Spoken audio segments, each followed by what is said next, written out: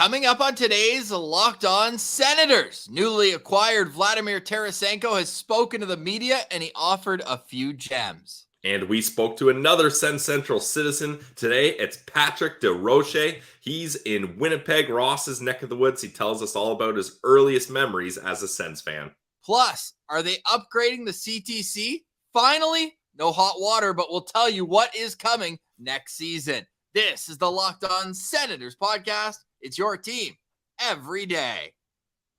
Your Locked On Senators, your daily podcast on the Ottawa Senators. Part of the Locked On Podcast Network. Your team every day.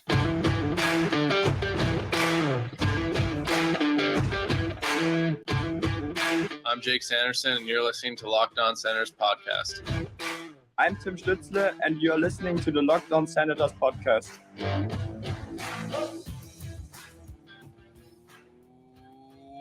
Welcome inside episode 851 of the Locked On Senators podcast. I'm Ross Levitan on the outskirts of enemy territory in Winnipeg, Manitoba, alongside Brandon Piller up in the Blue Mountains. Please like and subscribe wherever you download your podcast. We're also free and available on YouTube. Today's episode is brought to you by the FanDuel Sportsbook. Make every moment more. Don't miss your chance to get your no-sweat first bet up to $200 in bonus bets when you go to FanDuel.com/locked on. Today is Wednesday, August 2nd, and Pilsy, I still am not so sure why Vladimir Tarasenko signed in Ottawa. Yeah, I mean, when you come to a new city and you're doing the media rounds, I'm sure as a player, you're like, okay, guys, like I've heard this question asked many times. I've answered it many times. Probably hit him with the refer to my earlier email, politically correct workplace environment response on that one. But hey, he's excited to be here. I've heard him say that a couple times, so I'm glad to hear that. I feel like the third question in a row there should have just said, just following up on their emails. Yeah.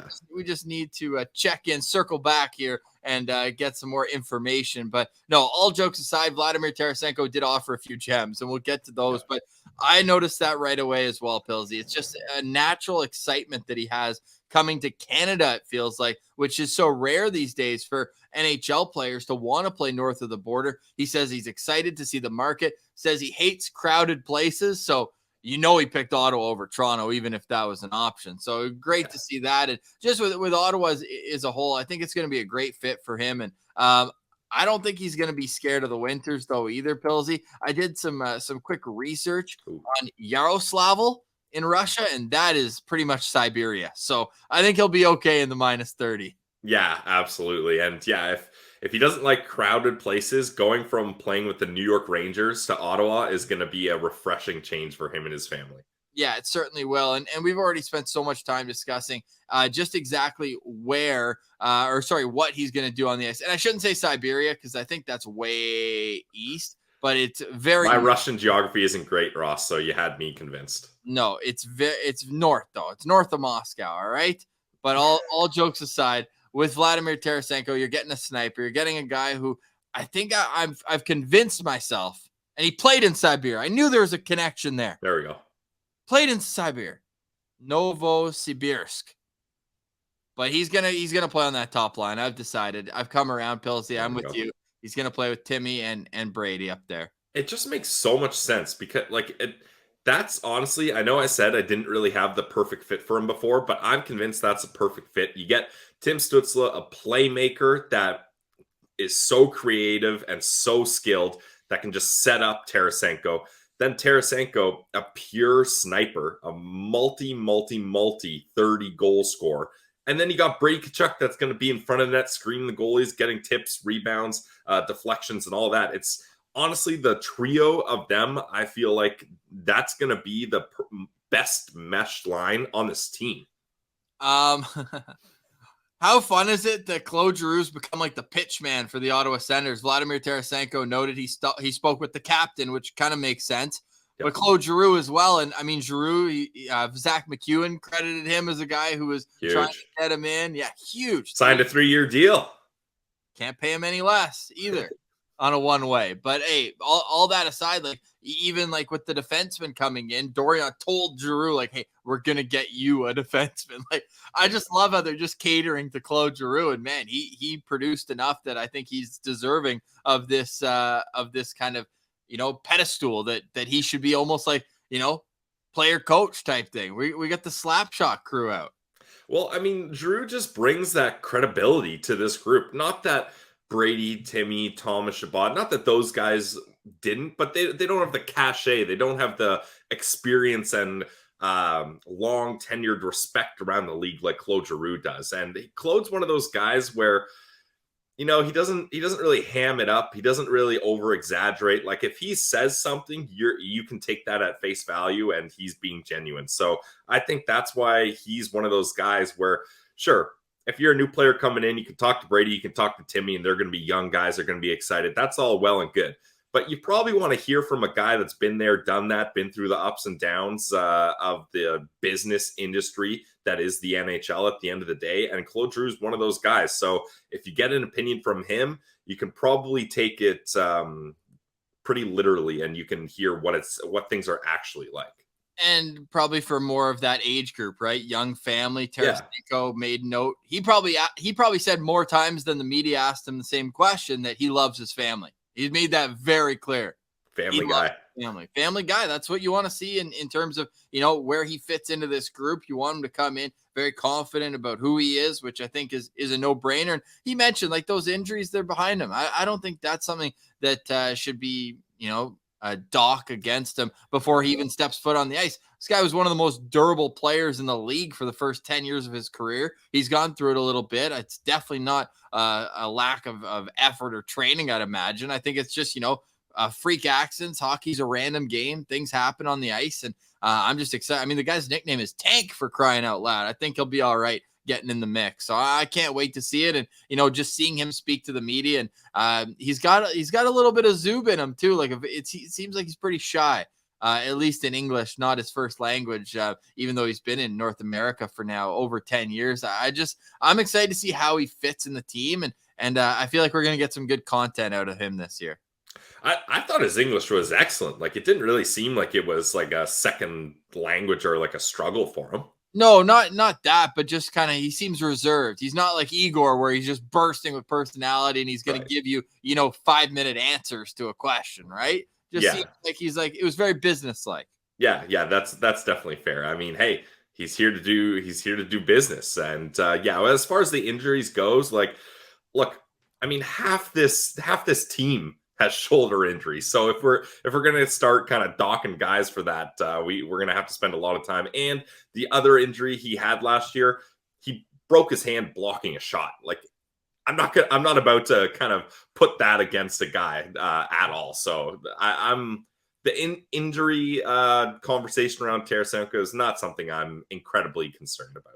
Well, let's talk about the most important part then. What video games are Artem Zub and Vladimir Tarasenko playing together on the computer?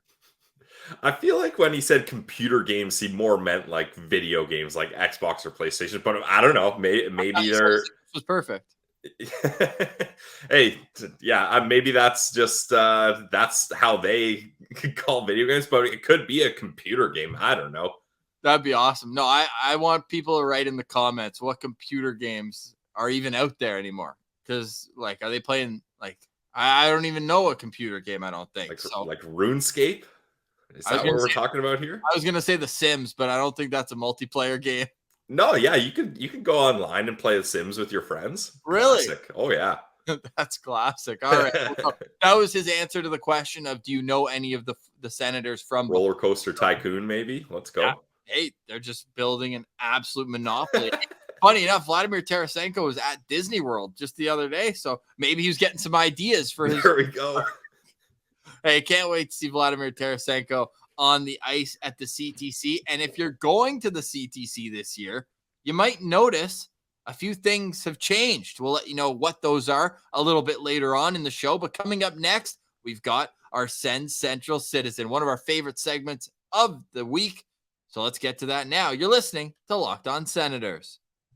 Today's episode is brought to you by our friends over at FanDuel. Guys, FanDuel is the trusted online sportsbook of the Locked On Podcast Network. They're also North America's #1 sportsbook. Not a big deal. #1, numero uno. And you can take your first swing at betting on MLB on FanDuel and get 10 times your first bet in bonus bets up to $200. So, math guy, let's say you put $20 in, you can get up to $200 back in bonus bets, win or lose. That's the absolute key to that. I love to see that, all on an app that's safe, secure, and super easy to use. I love the FanDuel app. I use it almost every day. I'm checking out what odds and what fun parlays I can put together. Plus, when you win, you get paid instantly. Those green numbers hitting your account right away. So sign up today and visit fanduel.com/lockedon to get up to $200 in bonus bets. That's fanduel.com/lockedon. Make every moment more with FanDuel, official partner of Major League Baseball. Today's episode is also brought to you by Shawarma Palace. Visit any of Shawarma Palace's 7 locations in Ottawa today. Shawarma Palace, we manifested this relationship, and it has been everything we'd hoped for and more. So next time you're in a Shawarma Palace, make sure you let them know that Locked On Senators sent you. You can find them in the Saint Laurent Shopping Center. You can find them at the Carleton University campus. You can find them on Rideau Street, right by Augusta. You can find them on Bank Street, either at Hunt Club or downtown near Gladstone. So you're never too far away from a Shawarma Palace. They're in Orleans as well. Plenty of ways to get your hands on a Shawarma Palace, just like ordering from Uber Eats, where they will exclusively deliver through Uber Eats right to your door. That is a beautiful thing to open your door to. I've done it plenty of times where, it's right there. You see the pitas, you see the platter, chicken platter, extra garlic is my favorite. Pilsy loves the wraps. Get the sandwich, get the beef, get the chicken, get the falafel. There are so many options to choose from at Shawarma Palace. So go eat like a royal today. Eat at Shawarma Palace. All right, now let's get to this week's SensCentral Citizen. Here is Patrick Desroches. All right, we are now very pleased to welcome this week's SensCentral Citizen. We are staying in Winnipeg, my neck of the woods. We are outnumbering Pilsy 2-1. We're bringing on Pat Desroches. Pat, what's going on, man? Welcome to Locked On Senators. Thanks for having me, guys. It's going good. So you, me, and how many others are Sens fans in Winnipeg? I feel like there's few and far between. There's quite a few, and we met up at that one game last year, too, where there was a good dozen in our section alone, so that was pretty sweet. Too bad the result wasn't what we wanted it to be, eh? We figured that one out pretty much in the first 5. Did you were you at the game the year before, though? That one was a lot more fun. I think I missed the one the year before, but I've been pretty good at a lot of people offer me the tickets for those games. So it goes pretty good. Oh, that's awesome. Well, we got to ask the important question here. Why Ottawa? Grew up on the East Coast. So everyone being a Habs or Leafs fan wanted to find a way to stir the pot with both. And they were pretty sick in 04, 06, 07. It made it pretty easy to jump on the bandwagon, but I stuck through the last decade. Yeah, that's kind of similar to my story. I was trying to find a team that I liked. I was following Dominic Hasek for a while. He ended up in Ottawa, and I said, "Yeah, can't stand Leafs fans. I'm not going to be a Habs fan. So Ottawa is the perfect spot for me. So I like that.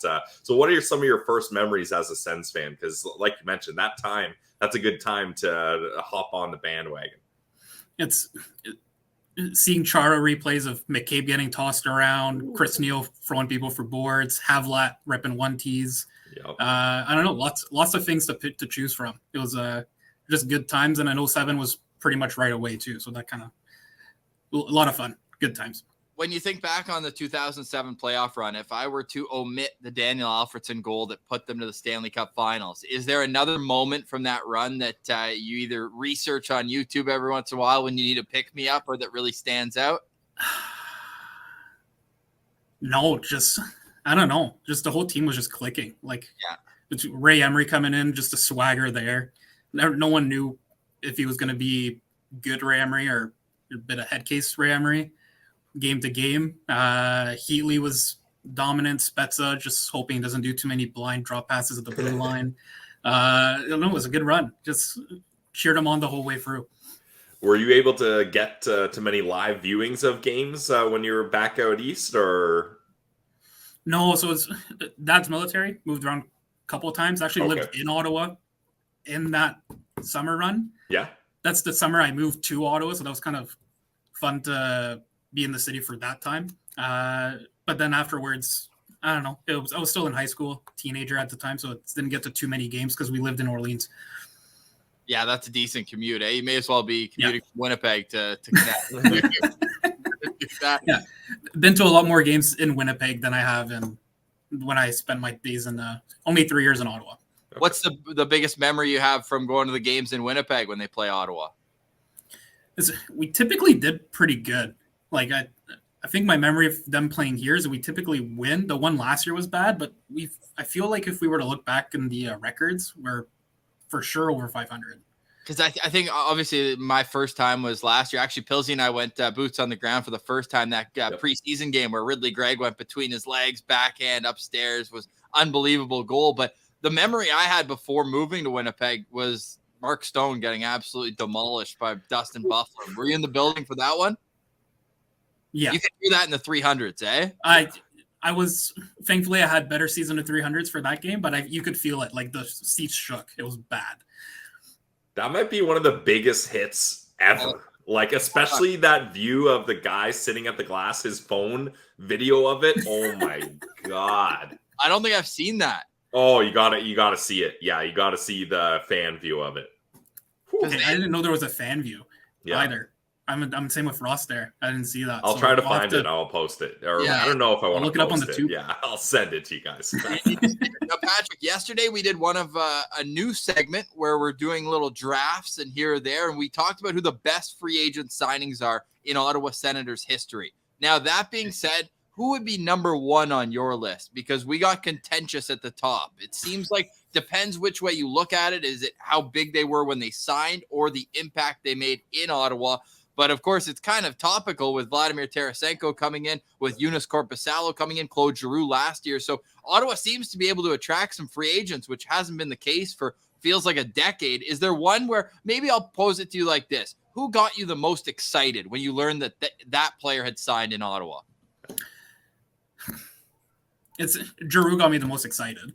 This is the most dialed in at that time. Gonchar was a big one when that one happened. Off the top, I don't know your guys' draft, so I'm trying to think off the top of my head like the whole history. There were a bunch of stinkers, unfortunately. Yeah, we can do a whole nother draft of worst free agent signings. Kovalev's at the top of that one. Is he though? Yeah, see, that's an interesting one because I was really excited about the Kovalev one and I loved watching him play, but man, he was a lazy son of a gun out there. Like when he decided I'm not playing, like he just was not playing. But then he could also dangle through 5 players effortlessly. Like that's a tough one. The most I got out of it was the day he signed, messaging all my family members that were Habs fans and just rubbing it in. Yeah, that was the best portion of it. And then any game he scored, he ended up doing a hat trick. Yeah, right. Just like no goals for 20 games, 3 or 4 goals. Just he did. He did the moonwalk out there too. Remember when he was the first star of the game? I think he scored 4 goals and then started doing the. So no, but at that point, man, he was just such a big name. I feel like you have to appreciate the fact that Ottawa was able to pull in a bigger fish at that time. It just felt like it was never going to happen. I just looked it up. He had 40-some points. So yeah, you're right though. Very straight. And then traded for a conditional 7th round pick. I was about to say that. I was as excited when we got him as when we got rid of him. I was hyped when we got him, but it was also equally as hyped when we let him out the door. Yeah. Here's a deep cut. Do you know who the Senators took with that conditional 7th round pick? I do. He's a guy who scored against the team that traded that pick in a Game 7 with a Stanley Cup berth on the line. That's true, though, right, Ellis? Are we thinking the guy? I think so. I'm equally as in a pretzel as I was before. Yeah. You gave me the hint. Sorry, man. Ryan DeZingle was the 7th round pick there. It was the same year. So Ottawa got a 7th round pick for Kovalev, and they got a 6th round pick in exchange for, why am I blanking on the name? Alex Auld, the same trade deadline. And that 6th round pick was Mark Stone. So they did all right there. 2011 with those late round picks. Now, Patrick, let's get to the team today.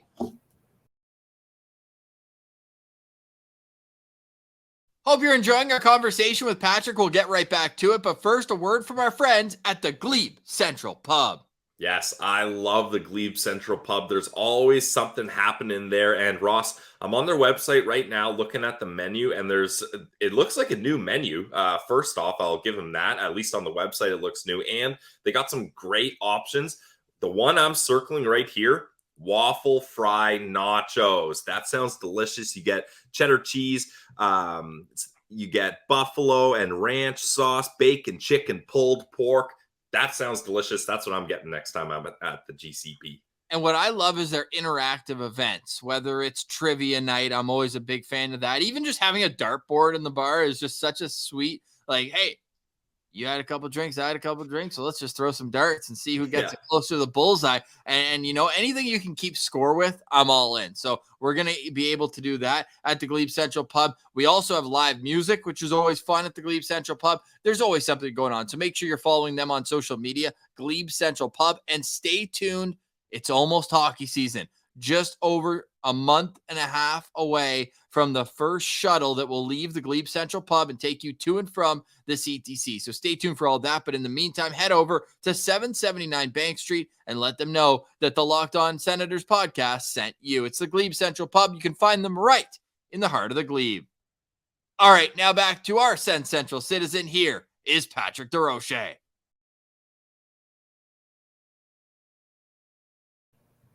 Where are you at? Is this a playoff team? It's, I think it has to be. Yes. Playoff team. Pencil it in. Pencil it in. Pen. How many? There we go. How many games are you giving DJ Smith on his leash? It's the Sweden trip. Yeah. It's natural. 13 games. You make your decision before you go to the Sweden trip, Yes. and you fire him on the way back. Okay. I think that's the key, and that's something we haven't discussed, Pilsy. Where are you at with that? Because I kind of agree. You don't really want a new coach coaching his first and second game overseas. You remember how DJ came into the room and tells Nick Paul, get a house in Ottawa. Nick Dorian comes into the room. DJ, you better start looking at Stockholm real estate. You're not coming back with us. How he performs in the Sweden trip just dictates if he gets fired like a couple days after they got back, or if he gets the Guy Boucher treatment, gets fired on the plane on the way back. Seriously. So we'll see how the season starts. Obviously, that's kind of the sticking point for a lot of fans that have seen back-to-back awful starts. I want to say Novembers, but it went back even to the COVID shortened season where in January and February they couldn't win a game. So it's that first 2 months of the season that's really kind of held this team back. Patrick, do you have any sort of idea of like one thing, if you can pinpoint it? I'm sure there's multiple things where if they do this well, they can avoid that early season slump. Stay healthy. Honestly, that's it. It's a little bit out of your hands, but just stay healthy.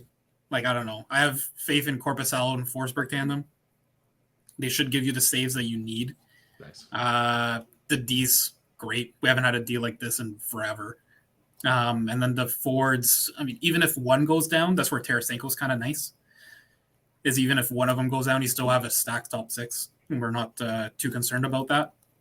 And which would be the downside of if we did the free agent signing of getting someone who gets the puck instead, someone that's more of a complementary type up there. Yep. Signing a Tarasenko gives you the, Norris goes down again or Bafferson can't make the season, then, Tarasenko's there to load up on power play one and we're all good. Now, who is a breakout candidate for you on this team? Not the guy who's going to get the most points or the most important player, but just the guy that's really going to kind of be very impactful in their role. I think Norris. Anytime you talk to outside fan bases, they don't realize that Norris is worth it. They kind of talk about him like he's a $4 million player, but I think he goes right back to shooting over 14% and scores 30+ goals, and people start noticing the two-way play too. So I think Norris is up there, and I think Greg by the end of the year is going to be one of those players that we're like, how the heck did we not think he was going to be on the roster the whole way through, right? Like he should have just been in there from day one. Now, who's going to be on Norris's line that's going to help him break out?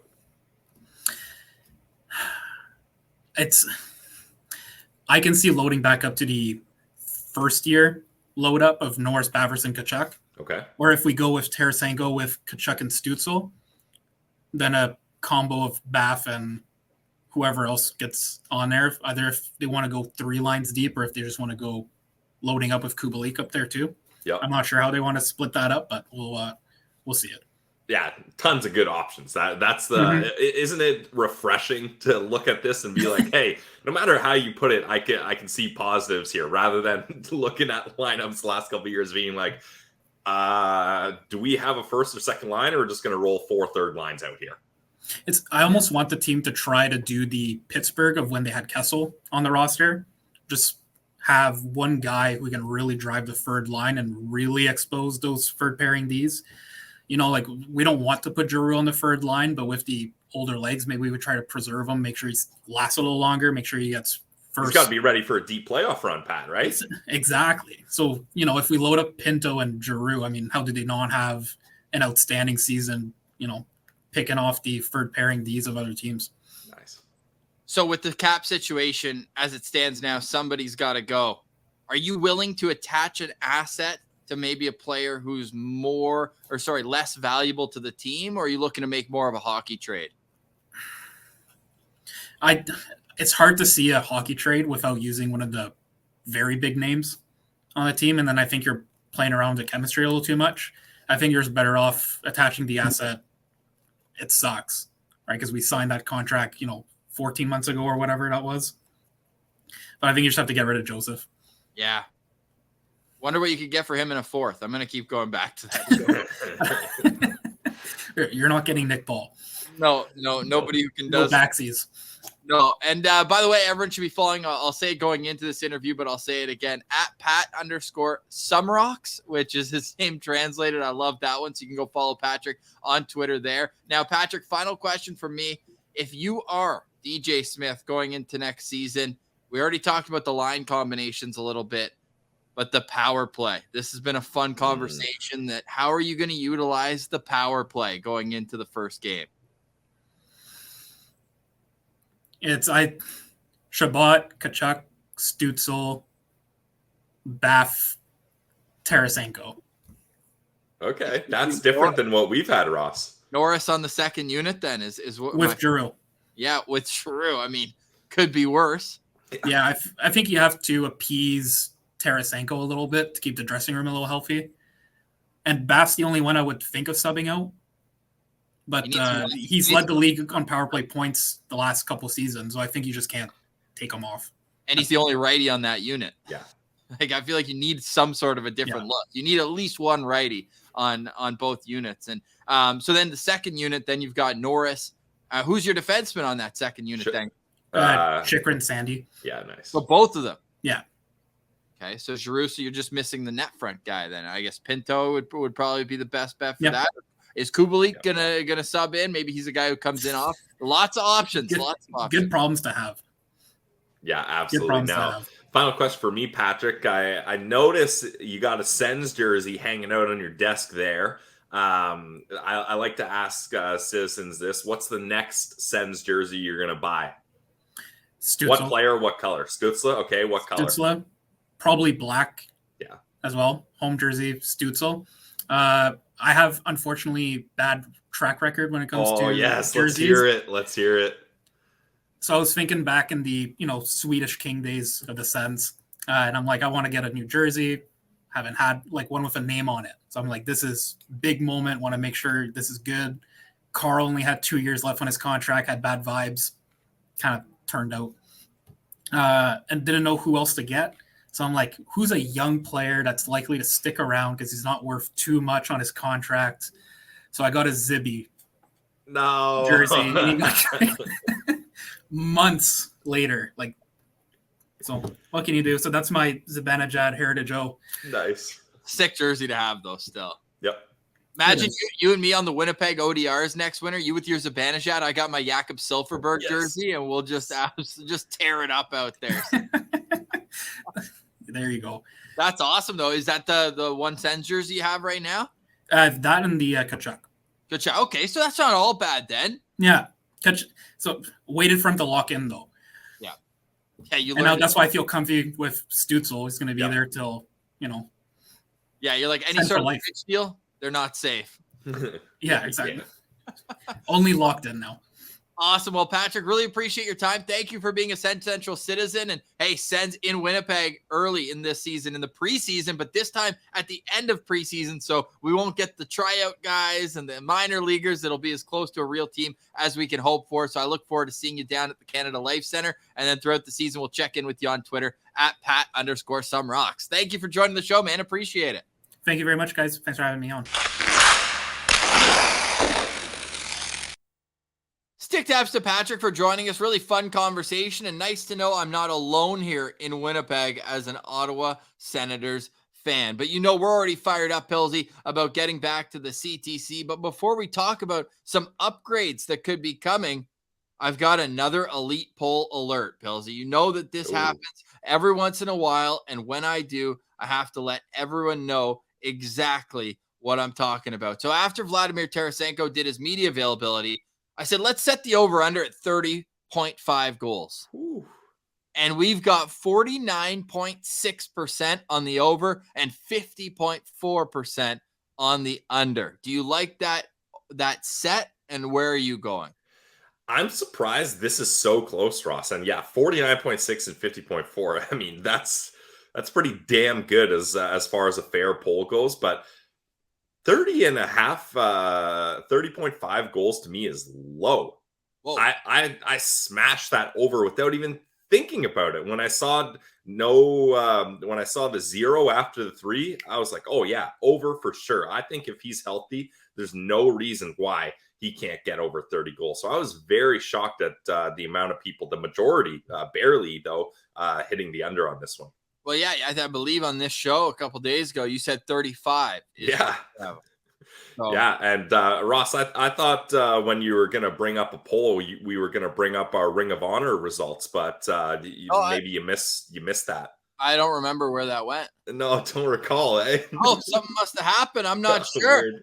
No clue. But Weird. if you did miss the Ring of Honor, there's still plenty of time to vote if you want to let everyone know that. Yeah, Ross put the voting at a week. That sounds like the move of someone that maybe isn't that confident they're going to get the dub. Like, let's just stretch out the voting here, make a couple more accounts on the side. I don't want to be third anymore. But hey, the feedback was great. So we're going to do even more. And the recommendations or topic suggestions were phenomenal. So we have lots to get to throughout the next 9 weeks before the regular season begins. I want to try to have the Ring of Honor topics to be like topical around what's going on. But if there's nothing that really kind of matches, then we'll just go with our favorite ones. Like the reason we did the free agent one was Korpisalo, Tarasenko, 2 huge free agent signings. So we'll see if there's something that kind of makes sense next week. If not, we'll just pick the one we like the best. Yeah, certainly will. So the CTC, this place is beautiful inside. It's got a lot of great memories. And out. Yeah, and out. It looks nice. I love driving by the CTC. Like, I know everyone's like, oh, it's in the middle of nowhere, blah, blah, blah. But like when you're driving on the highway and you get to pass by the CTC going into Ottawa, it's a nice feeling. Right, because there's that sign that's like, I don't know, an hour outside of Ottawa on 416 saying, welcome to the national capital, population 1 million. Yep. And it's not until you pass the CTC that you're like, no, now I'm in Ottawa. Yeah, I agree. Every time I see that sign, I'm like, I'm not even close to Ottawa. I got so much more to go. Just because I know I'm going to get roasted for that one, I meant to say the 417 because people are going to be like, hey, the splits by Bayshore. That's not even close to the CTC. Wow. Embarrassing, Ross. You got 416 on the brain. Toronto guy here. I know. I've done that drive way too many. I'm sure lots of our listeners, I'm sure somebody listening right now is doing the drive from Toronto to Ottawa. It's true. It's got to be one of the most utilized stretches of highway in Canada. Okay. Besides that, one of the most utilized places in Ottawa has to be the CTC. But with that, you need to upgrade. And I said, not Parliament Building or any of those places. There's always cranes on that one, but no. But all jokes aside, with the hot water, I'm not sure if there's gonna be hot water in the bathrooms. I kind of hope there isn't. I just feel like that's our grittiness in Ottawa. It's like Like when the Leafs invade the CTC, Leaf fans, it's like, I want you to freeze your little fingers off. We're used to it. Yeah, the Leafs fans are like, this cold water is splashing on my suit. They got 10-ply for hand towels at the Scotiabank Arena. Like, no, just grab a Kleenex and wipe your hands after. Like, come on. No, but hey, so what they're doing here, and the Senators posted, it was a little like, how do I say this? Not obvious what they were doing. Okay. This was a classic Ross Levitan post. Whenever Ross sends me a picture or video, he'll just send it to me, zero context. And I'm like, this is cool, but like, what do we like this? Do we not like this? What are we noticing about this? Is there a reason you sent this to me now? Like, no context at all. So I saw this and I was like, I don't know what's going on here. So Ross, as the no context king, maybe you can clue me in here. Yeah, so the separators, let's put it like that, so everyone knows what we're talking about, between the 100 level and the 200 level, and then the 200 level and the 300 level, there's like the display that changes. It's like it's got the out-of-town scoreboard on it. It's got the shots on goal on it. It's got all the sponsors can go up on it, right? It's the huge ring. Remember, there was probably the most famous example is when Ottawa was sponsored by Uber, and there was Uber all over, and it was their first home game after the Uber video was leaked. Oh yeah, okay, yeah. Like, come on, like, come on. Yeah, that was pretty funny. But now it'll be updated because, like, there were like, bulbs missing. There was like parts of it that just weren't. It was like pretty run down. So I'm assuming this is a Michael Anlauer decision. Although Dorian would tell us he's not in control until the ink is dry, but to spend money on something that should be, medium term, hopefully, if the new arena is coming in the next decade, that it's something that needed to be upgraded. So basically these panels will be updated to LED. Martian spoke with his IT guy at work, and it says the old wraparound displays will be new LED displays. So might have to wear your sunglasses inside when you go to the CTC next year. Hell yeah. I mean, hey, that's good because the CTC, it did need some touch-ups, and there are some things where you're like, okay, like this is a little out of date here. And even if it did look, if it wasn't burnt out bulbs all over the place, it still wouldn't really be kind of modern. So I like that Anlauer is putting some of his own kind of designs on this. There are 10 arenas in the NHL that are older than Ottawa. So it's not like they're alone or that it's the oldest rink in the league. That would be Madison Square Garden, which is like 30 years. It's how much older? It's almost 20 years older than the next oldest, which is the Saddle Dome in Calgary. So obviously Ottawa's in 1996 is when they moved in there. But yeah, some touch-ups were very much appreciated, I would imagine, by that. Well, they had to build a new arena for Randy Cunningworth being brought in. So yeah, exactly. They certainly did. The house that Randy Cunningworth built, as everyone calls it. Speaking of, no, actually, he was a Senator so long ago, I don't think they played together. I was going to say we have one of Randy Cunningworth's old teammates on the show, but as I pull it up quickly, did they cross paths for a year? Pilsy, why don't you let everyone know who's coming on the show on Friday? Yeah, we're going to have Jamie Rivers on the show. That's going to be very exciting. We'll get he's a St. Louis guy, so we're going to talk to him about Tarasenko, obviously. He's an Ottawa guy. Well, he played in St. Louis. He lives there, too. And he lives, yeah, come on, don't do that to He's me. an Ottawa boy. Okay. Ottawa boy, St. Louis guy. Sure, okay. Ottawa boy, St. Louis guy. I said St. Louis guy. When was he in Ottawa? Because Randy was there from 94 to 98. They missed each other by 2 years. So Jamie Rivers played with the Ottawa Senators starting in 1998-99. So like right around the time where they started making playoffs, they started being a good team. He gets there in 2000 on the dot. He gets there, plays one full season with them, and then just 2 games the next season before being traded to the Boston Bruins. So we're not going to so much talk about his time in Ottawa, although we're of course going to ask him a few questions about it, but more so, what's his take on Tarasenko? How has he evolved his game over the years, and how much gas does he have left in his tank? So looking forward to all that coming up on tomorrow's Locked On Senators. Pilsy, any final thoughts for today? No, final thoughts for me is I'm really excited about all the feedback we got on the Ring of Honor episode. That was a lot of fun to do. It's a new idea that Ross cooked up for the off season, and that's just the beginning. And if you thought that was contentious, wait till we get going on some other topics here. Oh, we've got lots coming. But for today, we say goodbye. For Brandon Piller, I'm Ross Levitan. This has been the Locked On Senators podcast, your team every day.